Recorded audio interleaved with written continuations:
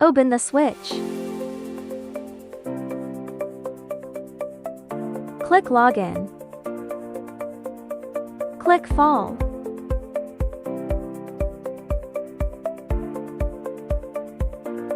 The lifting platform will go down.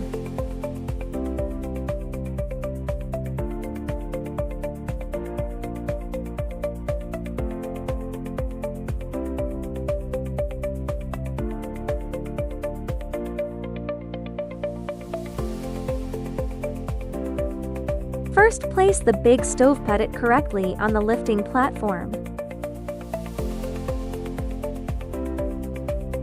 Then put the small stove. Put some zirconia leftovers in the slow-burning tray. And select the clean program we set up P16 already.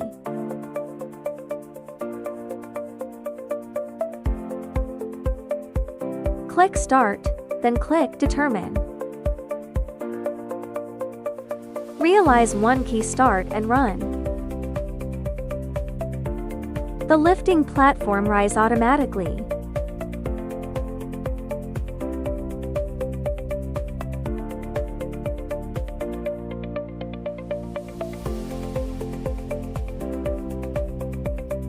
After sintering is completed, click the Fall button and the lifting platform will descend.